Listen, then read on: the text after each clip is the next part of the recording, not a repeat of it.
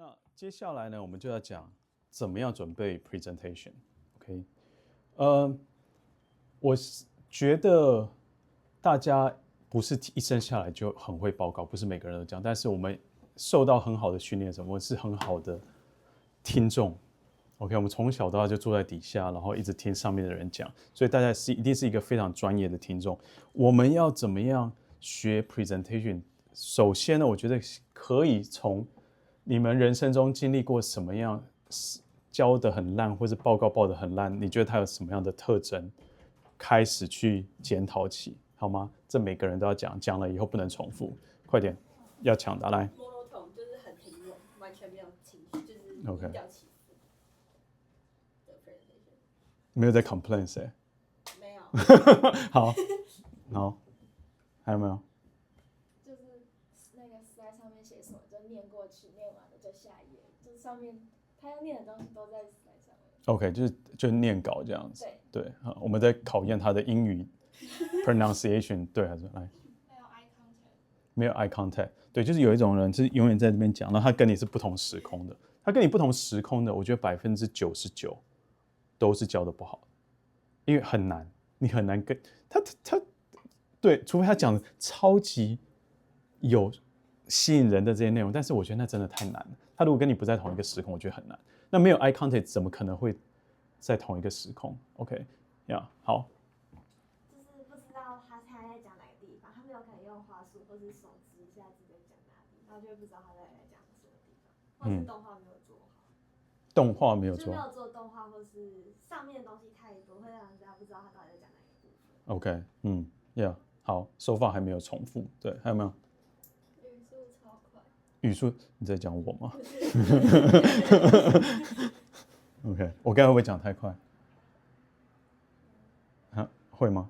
那你们那个 YouTube 直接放到0.75倍看也可以，好吗？OK， 对，这是为什么我要录下来的原因。对，我觉得我有时候就是觉得又怕拖到大家下课，对啊，对不对？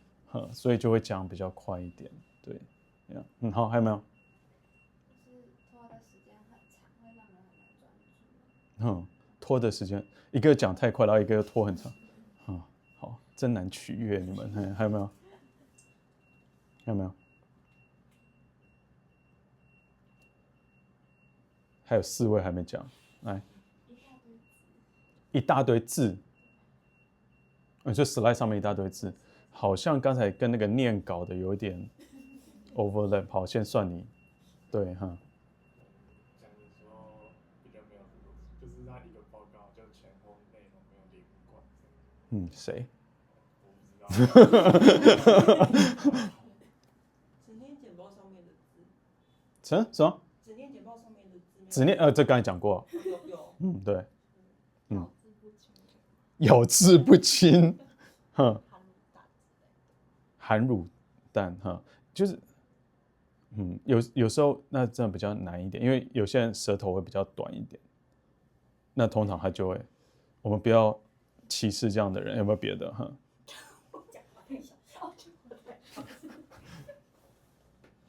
好，讲话太大声。你有没有碰过一种喷麦的？那个真的好烦哦，或者说是因为离那个就是遥控，就是那个麦克风离那个不会使用麦克风的啊，对啊，但是你唱 KTV 有的时候，如果你觉得你飙高音要大声一点，你要拉麦一下，拉远一点嘛，不然大家被我吵死了，对不对？然后有一种是这种看完镜，然后他看过去的时候，他会变小声，然后回来，然后真的非常不舒服，来，好，我们等你。谁要救他？你们一定有满满的怨言啊，就是上哪个老师的课，然后觉得他可能要切出去切影片，然后切很久，没有先预备好，就可能有额外教材，或者是你要切出一头影片，或者是流长，然后就大家要等在那边等很久。我每次你们讲，我在检讨我是不是有干这样的事情。我知道我要讲的相反，就是说，假设说有一面图片，然后它就是很快就带过去，然后就没有给大家仔细看这样子。OK， 这个是非常非常多人都会犯的错。所以你们真的是非常有感觉。他怎么样？上课的时候，而且我跟你讲，每个人都会干一样的事，真的，这一堂课也会一堆学生干同样的事。就是他今天一个图在那个地方，他直接跟大家讲结论，因为你已经看10遍了。底下人这辈子看到他只有1、2、3、4、5秒，然后就好，这张图在讲什么，然后没了，就没了。不行，你要带着大家说，这边这张图是在讲什么，它的 x 轴是什么 ，y 轴是什么。然后你今天 control 在这个地方，你可以看到这，然后加药油它是变高还是变低，你要带着大家去 walk through 这个 data， 不能够只讲结论，好吗？相信我，一定会有人犯一样的错，因为我有的时候也会犯一样的错 ，OK？ 对，所以一定要带着大家去读这个 data。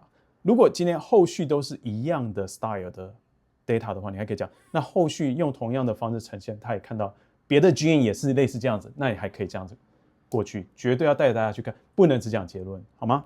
所以大家一定很有经验，就是说怎么样会报得不好，所以大家就是在底下是非常专业的评论者，但等到你们上来的时候呢，会不会干一样的事情？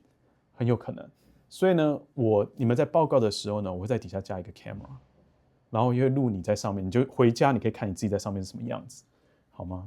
对，然后那个影片呢不会公开给只会给班上的人看得到 ，OK？ 我希望你回家也可以看一下。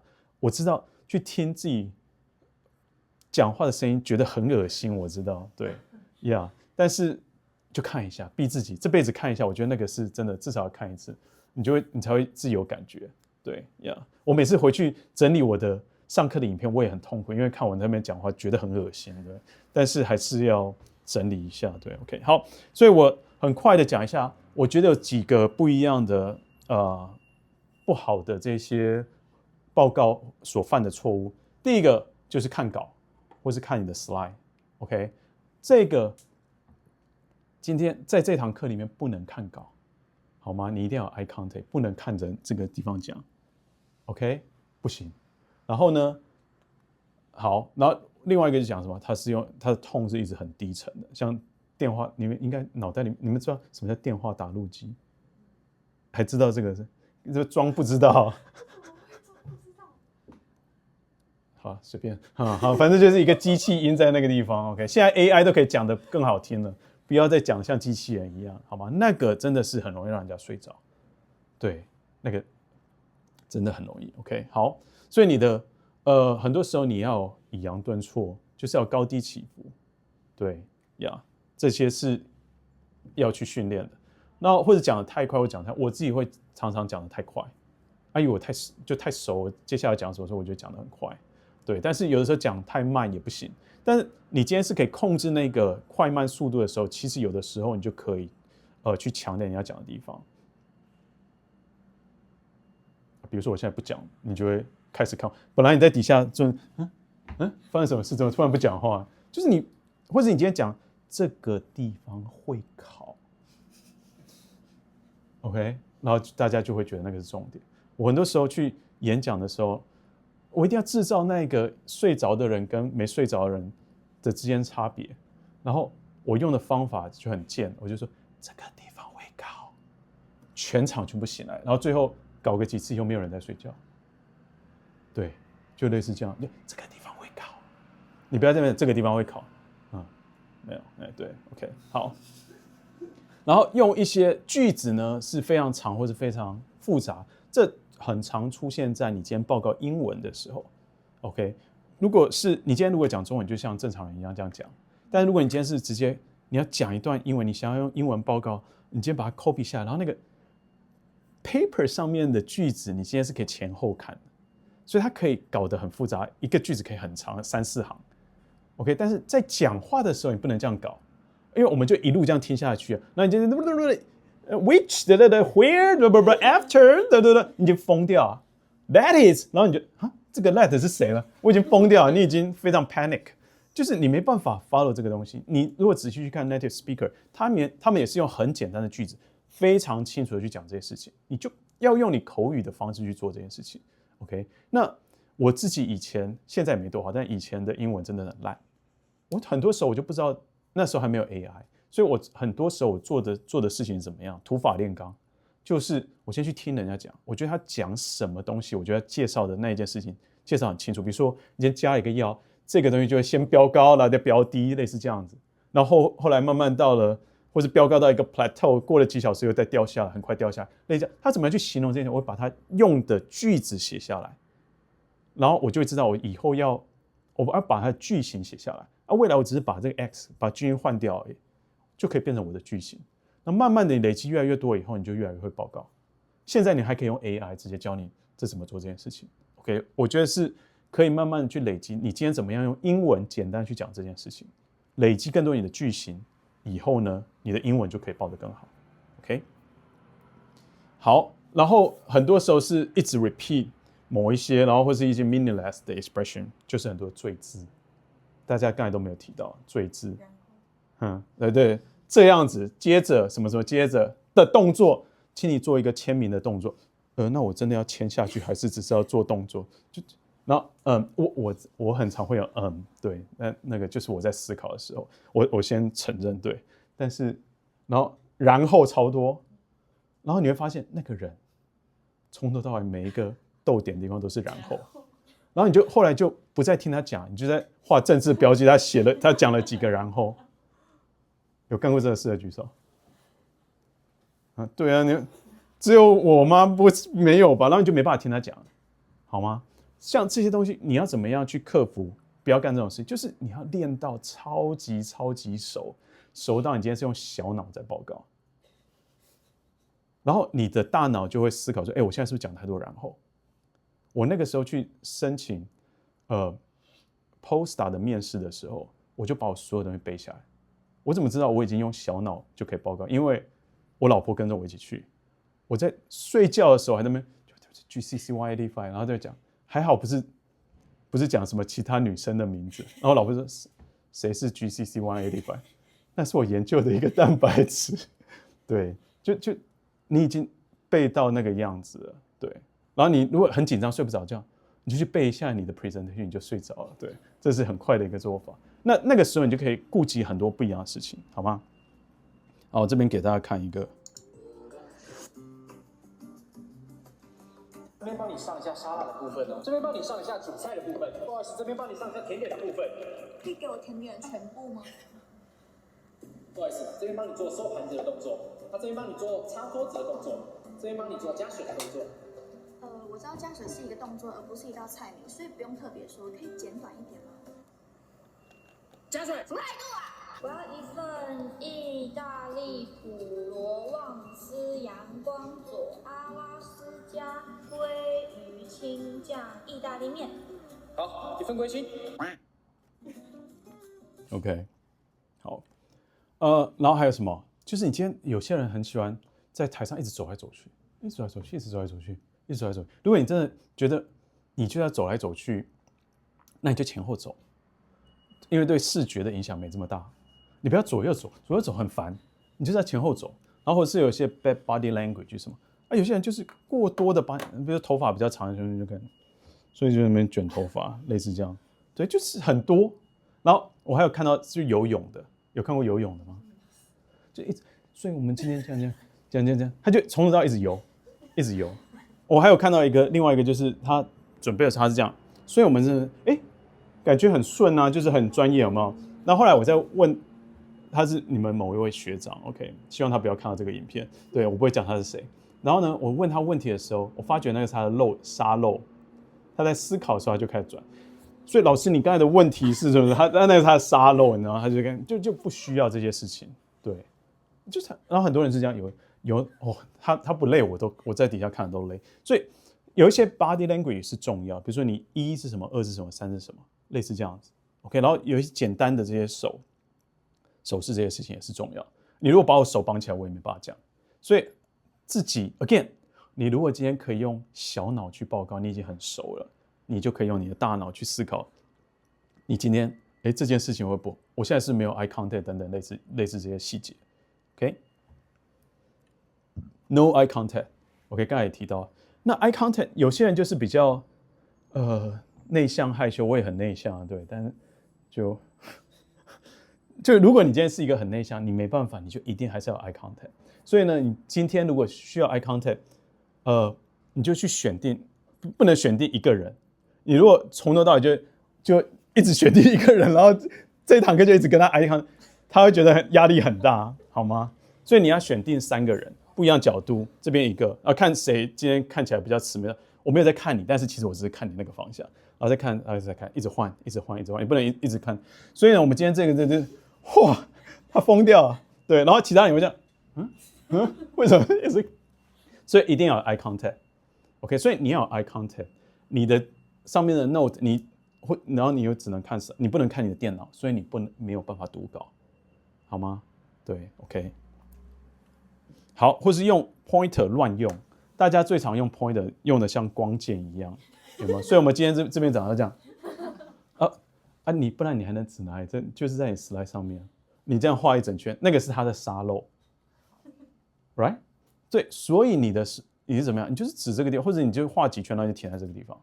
但是很多人会紧张，就会手会抖，然后就这样，这个也剉赛 ，OK？ 所以你能做什么？靠近你的身体，然后这样子如果这样还是抖。那你就别用 pointer， 你就用动画下一张，好吗？你至少你还按得到下一张，好吗？对 ，OK， 对，这个 pointer 其实也是蛮重要。每个人的身心状况不一样，有些人很紧张，我的学生还会干呕，就是他要报告，一直他是觉得他胃都快吐出来了，能怎么办？就干呕吧，就 again， 你如果准备到你的小脑可以报告的时候，你的大脑会抑制你，不要一直干呕，对 ，OK。好 ，multimedia 的 problem 就是刚才有提到，就有时候投影不出来，有些就这些事情，你唯一能做什么？提早来，然后准备。我每一节上课，不管上什么，我都是提早来，然后会有不一样备份，我的云端会有一个备份，我的 USB 会有一个备份，然后我的电脑会有一个备份。如果你今天面试这3个都同时坏掉，就表示说你真的可能不这么适合去那个地方，就 somehow 有某一个不知名的力要抑制你去那个地方 ，OK？ 但是尽量减少这件事情。然后 run out of time， 就是我觉得每一张 slide 你今天就是讲1件或2件事情，不要讲太多。然后你的速度差不多一张 slide 会花1分钟的时间，我觉得那是最刚好的 ，OK？ 这样子的话，如果你今天准备一个50分钟的报告，你就准备50张 slide， 然后通常就会在正负5分钟左右结束。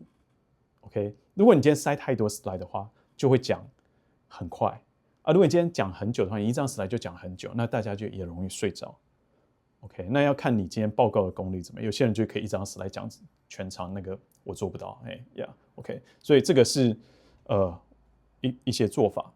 那有什么样的 resource 可以去找很厉害的报告人？这个 TED，OK，TED 他就会找很多很会报告人，而且他上去之前还会做很多的 training。不断的 rehearsal， 然后最后他才上去报告。你就可以看他有一些报告，他所有的这些安排里面的所有的梗都是安排好的。OK， 他怎么样去呈现一个东西，怎么样去你今天如果要做到一个好的报告，你一定要跟听众之间是会唤醒他们跟你会有共鸣的，那个又是更高一点层次的事情，我们还是可以朝那个方向前进。那他们都做得非常非常好，好吗？像我们第一堂课去讲那个很多 ball 飞来飞去，那个就是 TED 上面的一个 talk， 或是 iBiology， 他们也都是很会教课的人，大家也可以去看。那怎么样去给一个好的 presentation 呢？第一个，不要犯刚才那些所有的错误。我们今天在这堂课里面就会互相提醒大家，然后我还会录影下来，你也可以提醒你自己。你回去，我们不是要写一个那些 comment sheet 吗？就是你今天连上网络以后，然后它有一个问卷。Google 表单，然后你就会去填他今天几分。你自己回去看了你的 video 以后，你也要给自己评分。然后我会去掉最低跟最高的2个人，然后中间的就是你学生的评分。不然每个人我就给他疯狂的打最低分，然后我自己打最高分，那个就被 select 掉，好吗？我们要避免这种 outlier，OK？ 所以这件事情 OK。好，然后另外一个有一个 headline， 它是可以告诉大家你今天报告的方向。这个东西是什么？你今天如果我们通常就是 title page， 就是一个他今天 paper 的那个 title， 然后你就是还是要 go through 一下那个 title， 然后就是你今天英文讲说他在介绍什么样的东西。但是你今天 link 到你下一章第1章的 introduction 的时候，你中间 transition 是什么？就是给大家一个 headline， 这是给大家一个，比如说我们今天是要某个 A and B interaction 跟什么样 breast cancer 是很重要的什么什么这件事情。那你今天的下一张 slide 大概就会讲 breast cancer 是一个怎么样严重的这个疾病嘛 ，right？ 那你的全职者，你就是先念完那个专门的英文以后，你先给大家一个大的方向，说那这篇 paper 主要就在讲给你阿嬷都听得懂。他们发现了在 breast cancer 里面呢，有2个很重要的基因，它彼此怎么样扮演的角色。那为什么我们要 focus 在 breast cancer 呢？是因为 breast cancer 它的致死率的时候，你就会 link 到下一张 slide。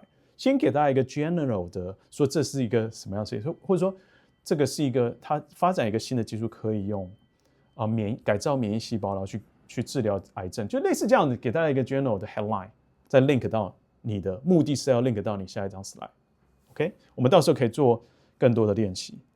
那要给大家 outline， 但是这件事情是 optional， 绝对不要出现你的 outline。所以我今天我的报告的 outline 呢，首先我会先介绍 introduction， 接下来再介绍 result， 最后再介绍 conclusion 跟 discussion。废话啊，不然你今天不这样讲，你要怎么讲？绝对不要出现这种烂 outline， 我会疯掉，好吗？对，你的 outline 有时候可以，就是我今天大致上会讲2个主题。首先我们会先讲他怎么发现这件事情，后来他再用这个东西去做进一步的治疗，这样子是 OK 的。或者我今天是讲2个很不一样的故事，什么什么类似这样，那个东西的 outline 是 OK， 不要 introduction、result、conclusion， 那是废话 ，OK 好吗？好，然后有一些这个，尤其在面试的时候，其实很重要。你今天可以在你的报告里面让人家感受到你是一个什么样的人，即便是演出来的 ，OK？ 那演久了以后，你会变成那个样的人，对，就是你就想 ，so it's amazing。我跟你讲，国外的人更爱用这一些，超会演 ，OK？ 那 it's so cool，it's incredible，we found something incredible， 就类似这样，然后让大家觉得明明就好像本质上面没有很厉害的东西，但是他讲完以后，至少他很热爱那个东西。对，然后还可以感受到你是一个很热爱这个科学的人，但很多时候都是表现出来的，好吗？对 ，OK。那让你的数字跟你的统计是有意义的，这个也是 optional， 不见得每一个 case 都是这个样子。比如说，如果你今天一个疾病，它每一年就会有5万个病人，新增5万，就很多，但是没有那个 scale 太久了。就说每10分钟就会多一个病人，我今天如果 delay 10分钟，下课又会再多一个病人，好像我干的一样，对不对？就类似这样，你就会比较有感觉。这个 scale 比较你会感受得到，或者说10万平方公里的一个面积，好大啊！到底是大还是小？就3个台湾大，就是类似大家，如果你今天是在法国报告，就是说它有3个法国这么大，那大家就会更有感觉 ，OK？ 或者有3个埃菲尔铁塔这么高。如果你今天在巴黎的话，大家就很有感觉，因为大家去那边都会去爬一下那个 ，right？ 类似这样子。好，然后跟听众互动这件事情，我也希望大家在自己的报告里面可以安排一些环节，去可以跟听众互动，这是让大家会更有共鸣的一个做法。这件事情没有那么容易，但是你们可以试着去尝试看看 ，OK？ 比如说我们实验室在做的一个研究，我们尝试着要用超音波去控制大脑里面的神经细胞。OK， 但是我们为什么要用超音波？是因为超音波它可以非侵入性的打到身体的深层，它不需要开脑去做这件事情。我们希望可以这样，但是要做到这件事情呢，你的神经细胞要对超音波有反应，不然我们没办法控制它。OK， 因为它感受不到超音波，就过去没感觉。可是我们人其实听不到超音波，我们人类的细胞其实对超音波的敏感程度也非常非常低。我从刚刚开始就不断的做一个 test， 就是我一直在播放一个超音波的音频。不知道有谁听得到任何我讲话以外的声音吗？不要害羞啊！如果你现在不敢举手，你等一下可以来跟我联系。如果你听得到的话，那是外面公车的声音，不要乱讲。对，如果听得到什么，下课再来跟我联系，我会对你非常的感兴趣。OK， 那类似这样，然后最后我们找到一个对超音波敏感的蛋白质，转移到不要讲转移，移植到我们要去控制神经细胞上面，它就开始可以感受到超音波，就真的去控制到它。就类似这样，你可以让大家可以互动一下，然后让大家感受到我们本来是不会感受到超音波，然后今天你这个东西才可以 make a difference，OK？ 这件事情是重要的。好，然后我们怎么样 organize 你的 introduction？ 我们的报告都要有一个双漏斗的这样子的 organize，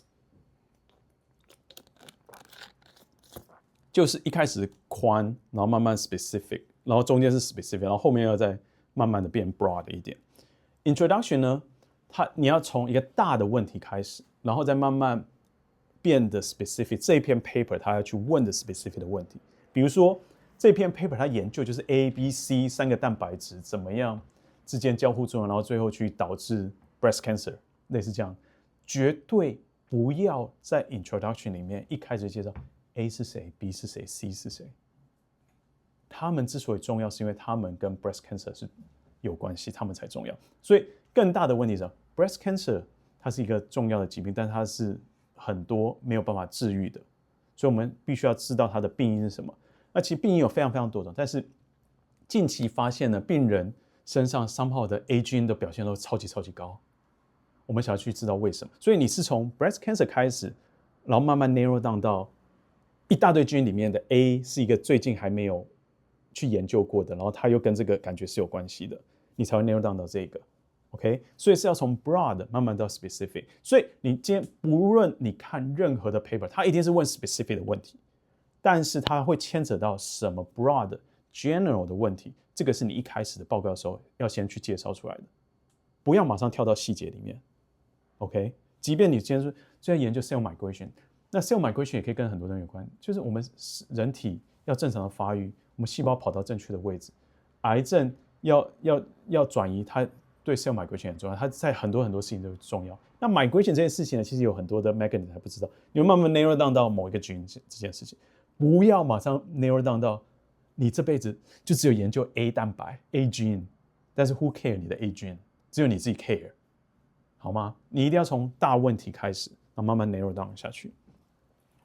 然后呢，这个地方你们现在一定听不懂，但是我们从 rehearsal 或是之后的报告就慢慢解释给你听。我们经过练习会解释，你的 introduction 不要扯东扯西，不要讲一堆有的没的，你一定要给大家最specific 最 precise 的 introduction， 你的目的从 broad 到 specific， 而且你的目的是为了要让大家看得懂为什么他要做 Figure 1， 你的第一张 result 不是要让大家 ready 看到 Figure 9， 因为没有办法做到这件事情。比如说他研究主要是我刚才提到 A、B、C 3个 interaction， 然后最后导致这一个 breast cancer 的 cell 的这些 metastasis I don't know， 那他可能还是有一个主角是 A， 那很多人会怎么样？他今天报告什么？把这里面所有 involved 到的人全部都一股脑，全部都在 introduction 里面报告。A 是谁 ？B 是谁 ？C 是谁？然后他说，那我根本不知道为什么今天要讲 A、讲 B、讲 C。你不能这样讲。你今天会 focus 在一个 A 上面，就会想为什么他 focus 在 A？ 因为一开始就 breast cancer， 它的 Figure 1通常来说可能只有说 A gene。在 breast cancer 的病人身上，它其实是非常非常高的，所以他就取得那个，而且在这些 breast cancer 的 cell line 里面，它表现也高。那我们今天就把它 knock down 下来以后，它是不是就很多 invasion 啊、migration 等等这些东西都会降低，就会知道说它是一个 oncogene， 它是好人还是坏人。OK， 通常 Figure 1这样，那你就绝对不要 B 跟 C 都马上都介绍出来。你在你的 introduction 里面就是要先介绍 A gene 这个人为什么。有哪些 hint 觉得他是重要的，所以带着大家去看 Figure 1， 证明了他今天是一个好人还是坏人以后呢，他们接下来去问为什么，那他可能会跟某一个 pathway 有关系，所以他才会 link 到 B， 这个时候你才要介绍 B， 绝对不要一开始就介绍 A、B、C， 大家不知道你为什么要介绍 B 跟 C，OK， 要后面他扯到那件事情的时候再讲 B， 所以你的 introduction 就 exactly 只是要为了让大家看得懂 Figure 1， 后面会出现的配角后面再介绍 ，OK。还有一件一定要做到的事情，这些都是绝对要做到的事情。你要画一条非常清楚的线。这一篇 paper 出问世之前，什么东西在这个领域是 unknown 的？我画反了，这前面是 unknown， 后面是 known。OK， 他今天就是因为什么东西是不知道，所以他才会去问一个非常key question，OK， 然后后面才会是慢慢的他发现出来的东西。你一定要告诉大家，教会大家什么东西是 unknown， 什么东西是 known。你这个东西画不出来，我就不知道你这篇 paper 究竟要讲什么东西，我没有办法 judge 说他今天是有回答了这个问题还是没回答这个问题，做不到就是听不懂。你自己可以到时候去看看，你就知道我在说什么。OK， 所以这件事情一定要画得很清楚，就这先前已经知道，其实对啦，其实对，就是说前面是弄，就是说他跟什么病人身上的 A gene 很多很多，但是他究竟是一个 uncle gene 还是什么，其实不知道。那就是这篇 paper 想要去问的问题，把它画清楚，并且把这个问题他要回答的问题 key question 把它写出来。后来就是我们就可以去 judge 说他今天有回答这个问题还是没有回答这个问题。OK， 好，那讲到 result 这个地方呢，我们就要讲到一个 attention curve。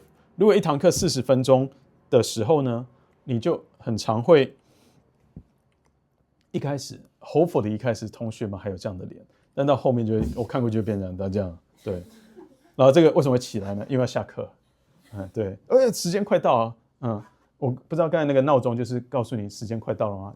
快下课，没有开玩笑的 ，OK， 就类似这样。可是刚刚好，这个时候跟这个时候，就是你今天要讲result的地方，大家的脑容量已经非常非常的少了，灵魂也不在这边。你怎么样用它仅存的一点脑容量跟灵魂，然后去讲最难讲的这个 part， 其实是不容易的。那怎么讲呢？这中间你今天要讲的地方是什么？你要从浅，然后慢慢到讲到细节的这些东西，然后一个一个的 figure， 一个一个的section 呢，会把它划分出来。然后中间你一开始就会问问题 ，OK， 比如说 A 在 breast cancer 里面，它究竟是一个 uncle gene 还是不重要还是怎么样？然后就开始问了这个问题以后，然后就开始 figure one， 然后慢慢讲到他怎么做，他细节是怎么样，然后就慢慢讲到这些东西。然后你要做的是什么？在这个地方要给他一个 summary。你要做的是阶段性的任务，尝试说服他说，他问了这个问题，然后他做了这些实验，有没有办法 support 他去给的一个小结？如果他今天，所以比如说做了很多实验，他说，所以这边共同 support 一点就是 A 它就是一个 uncle gene。如果今天把它 knock down 掉以后，这个 breast cancer 的 cell line 就会 lost 掉它的这些 cancer 的这些 capability。OK， 那如果大家觉得那个 data 可以 support 这个小节，我今天可以先过去，我背上这个东西，我可以再去问下一个问题。你只要说服他可以 support 这个东西，然后一路这样下去，一路这样下去，然后你会有第一个小节，然后再继续问下一个问题，然后第二个小节、第三个小节、第四个小节、第五个小节，最后你的 conclusion 就是再 go through 一次这所有的小节。刚才提到这些事情，因为我刚才已经被你说服，第一个小节是 OK 的。那第二个小节 OK， 那全部讲完我也觉得 OK， 我就不会有太大的问题。那我就可以一直先再把我的 RAN 去掉，然后再开始仔细看你第二个小节的问题，然后慢慢的一路这样下去。OK， 好，我举一个例子，我这边会讲比较快一点，这个是例外，我就是会讲比较快，然后我不会 go through data 的细节，我只要让你有感觉我是怎么样在报告，好吗？对，这是一个错误的说法。比如说我们今天这是一个活细胞影像，我们加了药以后，有一个 protein 就可以很快的跑进刚才那根毛 primary cilia 上面。它上去的时间呢，差不多需要1分半的时间，比传统方法你今天要送某一个东西，特定你要送的这些东西还快1000倍。OK， 那我们就送了一个酵素从细胞送到它这根毛里面，就跑进去里面，然后这个酵素就会切割掉维管上面的一个后转译修饰叫 glutamation。那其他这个地方呢，我会落掉很多细节，这些都 control 它就不会减少这个 glutamation。然后量化的结果你可以看到，随着时间过去了，这个 glutamation 就很快的在我们处理下就变少，其他两个 control 就没有变化。OK， 所以这个时候我就会先给它一个小节，就画一个图。所以呢，我们发展一个技术，然后这边会写第一个图，我们可以很快的把蛋白质从细胞质送到 primary cilia 里面。然后这上面，如果我们今天送了一个 enzyme 上去，它就切割掉这一个 side chain， 就可以去除掉它的 glutamation。我就类似这样去做这件事情。好，那接下来我们的问题就是说，那你去除掉这一根柱子上面的这个 PTM 这个后转移修饰，会不会影响到整个结构？这根毛会不会烂掉？就这么简单，就是我要去问下一个问题。那结果送上去，都规章厚，就整根毛都还在那个地方，根本没坏掉。那如果看时间，它所有的控制组或是处理组，它的长度都没有变，毛的长度没有变，然后如果今天是活细胞影像，它送进去以后呢，这一根都还在那边，一直都好好的。然后活细胞影像也看到它长度根本没变，所以呢，我这边又给另外一个小节，就第3项 ，OK， 都是2行简单的英文，然后它的结构其实没有太大的变化。那会不会影响到？其实 microtubule 它是一个轨道，可以让很多的运动蛋白跑来跑去。在 primary cilia 里面有东西跑来跑去，就是我们如果去 label 它的话，你可以看到它在这根毛上下一直跑来跑去。那会不会这个轨道上面的这个 side chain 把它拔掉以后，会影响到这件事情？结果发现做了很多实验，发现的确会，它就会比较卡在，它没有办法往上走，它就会全部卡在这个底下这个地方。然后这个地方就是为什么我会一直重复出现这一张图？因为我今天已经讲这个地方是 cytosol， 而且我刚才 overview 的时候也告诉大家这个地方是 cytosol， 这个是 primary cilia， 我就不需要一直重复再去介绍这张图什么是什么，什么是什么。OK， 我就直接可以讲说，就你一看就知道那个是 axon， 那个地方是 primary cilia， 这里面是什么是什么。那后来呢，我们又看说送上去的这个 motor 会不会受到影响，然后看到它的确会受到影响，所以送上去这个地方就会被 block 住。那运送的时候会出现那问题的话，那会不会影响到它整个 primary cilia 这些运送这些 signaling receptor、molecule 这些事情？结果后来做了很多实验，的确它就会没办法，就会被抑制下来，就没有办法，它的 signal 就坏掉了。OK， 所以最后就是把这所有东西，你就会知道它会抑制这个 signaling， 就是把你所有的东西都 combine 在一起，然后变成一张图。那甚至我最后还会给一个 conclusion， 最后的 conclusion 是什么？所以 glutamate 在 cilia 里面，它今天就是对 structure 不重要，但是它对于它很多的往上跑的这个运送跟它的 signaling 其实重要。就再给大家一个 take home message 是这个样子 ，OK？ 好，那 conclusion 呢？你今天要 specific， 但是你后来还是要比较 broad 一点，它可以是未来可以发展方向，可以拯救世界，可以干嘛干嘛，就让你自己去吹 ，OK？ 那你可以讲哪一种？可能有 working model， 它今天可以 support 哪些事情，然后跟其他科学相关联系，有没有？你今天看到这件事情会不会在，比如说在果蝇身上看到这件事情，会不会在人类身上有跟什么 disease 有关系？就可以讲这些，可能机制或什么，未来研究方向是什么？好，那你们今天要回家记得，我就全部要记得的事情，我就全部写在这张。第一个 introduction 就是要从 broad 到 specific 那个漏斗状 ，OK？ 然后要跟听众互动，互动可以有很多方式，可以用 Slido 问卷的方式，可以用举手的方式，可以用 whatever 你自己可以去设计这些环节。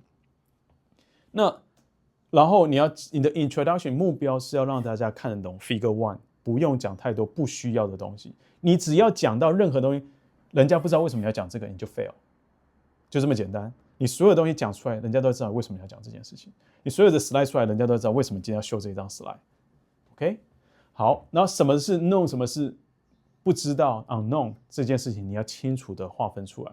然后他今天要问的 specific 的问题究竟是什么，或者他有什么样的 hypothesis， 也要清楚的画出来，甚至直接就把它写出来。OK，result 呢 ，work through the data， 一定要带着大家去 go through 这些所有的 data。OK， 不能够直接讲结论。所以这张 slide 呢就在讲什么，那就烂掉，因为没有办法有人在3秒钟直接看一张图马上就知道他在讲什么，不可能，好吗？然后可以用插画的方式呢，或者直接去 summarize 或者做这些 transition， 这就像我刚才画的那些图。那也是为什么我上一堂课会教大家，很多时候你要怎么样画这些图，然后来去 support 你的这些报告。那很多时候还有另外一个问题说，我们今天课堂只有20分钟可以报告，你的 data 很多，那个 paper 做一大堆，我究竟要去掉哪一张图？不然我绝对报不完 ，right？ 那你今天要怎么样去掉哪一些图？你就是先整个都 roughly 都先去报告，不要带有任何的情感，不要自己去 judge 说你今天什么东西要讲，说因为无法 judge， 你要先拉远一点来看。你怎么拉远一点来看？很多时候，要么是你自己画的最后的一个 conclusion 的图 working model， 它整体怎么架构起来；要么是那个 paper 它就会提供你一个 working model， 然后你就去看一看那个 working model， 然后你再回去想一下，如果我今天把这个 data 拿掉，会不会影响到我去讲这个 working model？ 不会影响的话就把它拿掉，会影响就不能拿掉，好吗？你最后的要在最 limited 的时间里面告诉大家最 key information 就是那个 working model。你的目的就是这样，这个就是给大家一个比较客观的方式，你要哪些东西要留着，哪些东西可以不讲，不然他绕来绕去，其实就在讲一样的事情，那个就可以拿掉。OK， 很多人之前的学长姐会怎么样？就是一直绕来绕去，然后花很多时间在讲某一件事情，最后重要的后面他可以去治疗这个疾病根本没讲，然后时间就到了，这是非常可惜的一件事情。OK， 好，然后 conclusion 呢，就是你今天可以 combine 所有刚才的那个小节1、小节2、小节3，再带着大家 go through 一次，大家就可以接纳这所有的事情，因为你刚才都已经说服大家，他的 result 可以 support 这个，也可以 support 这个，也可以 support 这个，然后最后你只在带着大家复习一遍，类似这样的感觉。OK， 然后 discussion 可有可无，就是说他今天这个发展的技术有没有什么样的 limitation， 或者说他有什么样你自己觉得，虽然你今天是报告，但是你不是那个作者，你也可以想说，我觉得他有什么样的缺点，什么可以改进的地方，那他未来可以研究有什么样的方向，或是有什么样你自己对他的 criticize 等等，这些就可以放在这个地方，也是非常欢迎大家去做这一些这个 part。OK， 那这边我们讲完了 oral 的 presentation， 我们接下来要花最后一点点时间，要去讲怎么样报告 poster。OK， 我会花很多时间去训练我的实验室的学生怎么样报 poster。报 poster 跟报 oral 是完全不一样的概念，不一样的地方在哪里？oral 呢，它就设定你只有比如说20分钟的时间，大家就坐在这个地方听你讲，你不会有其他的，他可以跑去其他地方这件事情。可是你今天报海报的时候，同时有100张海报，有50张海报都在同一个空间里面。他今天如果对你的东西不感兴趣，他马上就走掉了。所以他可以去决定他要听多久，好吗？那他不感兴趣他就走掉了。所以然后很多的学生，我也当过很多次的裁判，他今天要叫他报告，他就只有一个版本，就是从头讲到尾。然后我说你今天好，那我给你3分钟的时间，通常就是3分钟的。我今天要评20-30张、50张，我怎么可能听你20-30张，每个人3分钟，我就要讲听多久啊？对吧？那大家年纪又大了，怎么可能在那边一直听这些事情？所以你每个人3分钟已经了不起了。那你还在那边 figure one， 然后我听，这一定烂掉的因为他还没讲完 figure one 就没了 ，right？ 所以你我会叫我的学生怎么样？你一定要准备不同长度的版本，15分钟 OK 了，你就是很快速的讲完这整个 detail 的内容，你还是要有这所有的细节，你还是要知道，还要准备一个5分钟版本或是1分钟的版本。对，那你一定会觉得假设我今天 data 这么多，我要怎么讲1分钟的版本？我这边给大家看这个，对，那个时候有莫名其妙录了一个。Hi everyone, I'm Yu Junlin from National Tsinghua University in Taiwan. Our lab focuses on microtubules. Conventionally, the understanding of microtubules largely depends on many microtubule disrupting agents. However, as you can see, two widely used agents such as nocardozole and colchicine disrupt microtubule very slowly, and they cannot disrupt specific microtubule subtype in cells. To address this long-standing issue, we here develop a new method allowing us to rapidly disrupt the microtubule. Compared to those drugs, the microtubule disruption rate of our system is around 9-fold faster. And our system is reversible. Microtubule can regrow once we turn off our system. And we can also spatio-temporally disrupt the microtubule in any subcellular region as we want. This system can be also used to disrupt specific microtubule-based structures such as primary cilia, mitotic spindle, intercellular bridge, and even microtubule with certain PTNs. Welcome to visit our poster. I will show you how we achieve this and what happened to cells without microtubule. Thank you.